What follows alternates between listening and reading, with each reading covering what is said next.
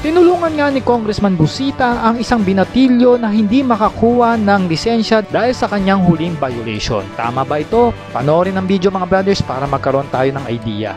Ikaw brother, anong problema mo? Ano po, na-revoke po yung license. Hindi po ako makapag-revoke. Bakit? Kasi po, na-revoke po permanently. Revoke ang lisensya mo? Opo. Bakit ka na-revoke? Yung na, tinara po ako ng LTO nun. Tapos, pasupa lang yung motor. Tapos, student pa lang ako nun. 1 year suspension. 1 year suspension ko. Hindi. Nalift na. Hindi siya revoke. Kailan ka nahuli? 1 year na. Opo. Ang tanong, anong problema mo? Yung parang nire-renew ko na po itong student. Bawal na lang po kasi revoke lang naman. Ay, alam ko na yan. Maliban doon sa, di ba nagmaneho siya? Expired ang reason. Student permit, wala kang kasamang lisensyadong driver. 1 year kang suspended. Ano? Na-serve mo na yon. Nag-a-apply ka ngayon student permit. Ang sabi, hindi ka na pwede. O, halika, para magkaintindihan tayo. Brother, hintayin niyo ako ha. Baka pinagdagan. Brad, babalikan ka namin. Ito muna, idol.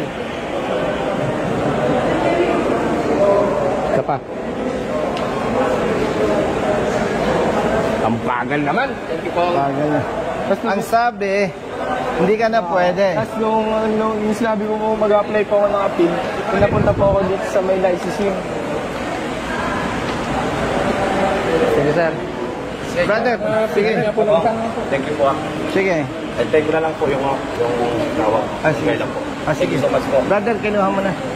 Okay. Okay na. Bad man. Ay, ako naman. Isa pa. Sige. Okay na? Ito na ito din. Sige, brother. Pero pumasok mo na ng 1 rider natin. Okay nang bahala dyan ha. Sige pa. Salamat po. Thank you. Thank you. Halika, Bunso. Tapos sinabi ko mag-apply po ang appeal. Punta po ako licensing. Kasi pinapunta po ako ng licensing. Pinapunta po ako. Ano sabi sa'yo sa licensing? Pumunta po doon sa may student. Tapos nagpa-medical na po ako. Pinag-medical po ulit siya. Tapos pagdating po doon sa may sa may renewal na po, bawal na daw po. O sige, dito muna.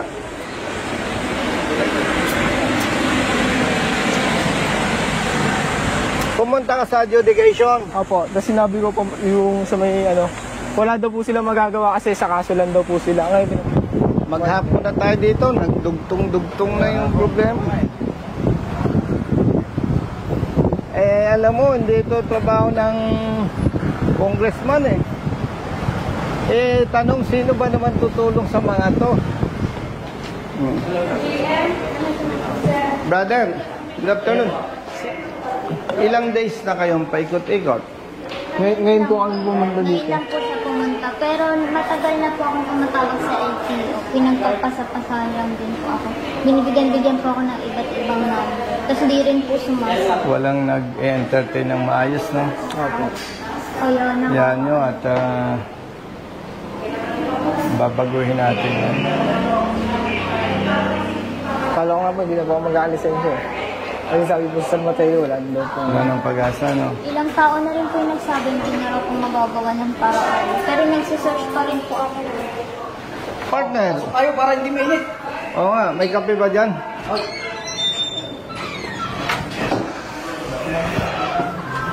Lagari ka!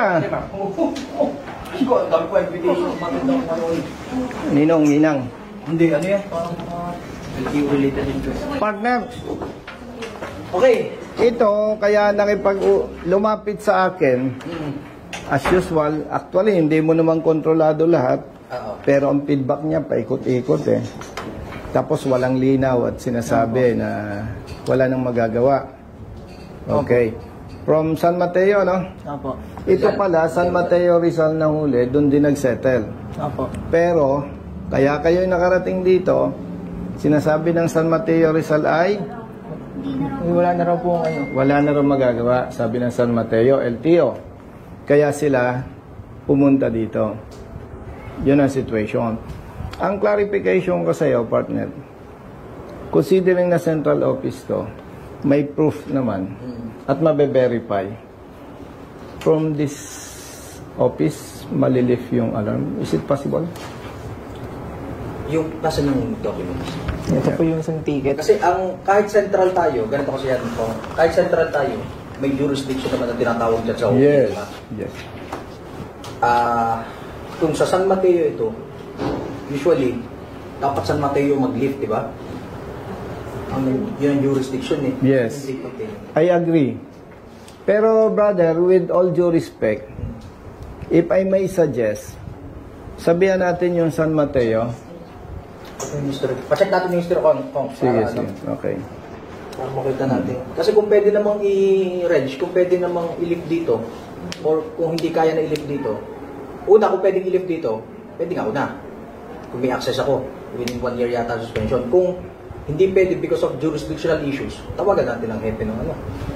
Oo. Ng I-register San Mateo. kung contest ko. Hindi na, nabayaran na to eh. Mm. Nabayaran. Dapat nga, dapat kasi, kung may monitoring yan, kung may mga 1 year na suspension, meron dapat Excel file na, ito, due for lifting. Hindi, tsaka tama yung punto mo. Nagbayad siya nung date na nahuli siya. Dapat may monitoring system. Pag na-reach yung date na gano'n, automatic lifted. Oo, kasi ano naman eh, system naman yun, pwede namang ma-check naman ng... Automatic, no? Tama. Wow! Nagbibiro lang ako, tinuto. Nagbibiro lang ako, tinuto mo naman eh. Sige.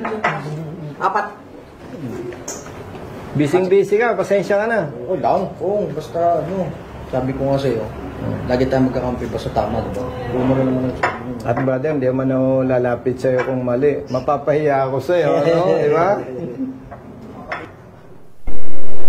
anong... Student permit? Student permit. Nagmaneho, walang kasamang lisensyado. Kaya nga, ang nangyari, dahil wala siyang kasamang duly licensed driver, Suspend. suspended siya na mag-apply for 1 year. Ngayon, Anong gusto niya gawin? ililift natin kasi tapos na yung May 3. Nagbayad siya same date. Opo. Asan yung resibo? Kung alam po ako nahuli. Yun po. Yan, same date. May 3 siya nahuli. So, Naka 1 year na. student permit. Ngayon, ang ililift nating alarm para makapag-apply na ulit siya ng student. Tama ba? Opo. Kasi mabuti, nagbayad agad to, no? Magkataon hindi ito, isang taon po ulit ang hihintay. Tama. Hindi katulad yan, partner, nung 15 days unsettled yung penalty. Yung 1 month suspension from the date of apprehension. Ito, iba, no? Try natin tawagan muna. Kung hindi ko matawagan, endorse ko sa San Mateo. Okay, please. Tapos, nakalagay sa endorsement ko yung portion ng batas na dapat nila. Okay.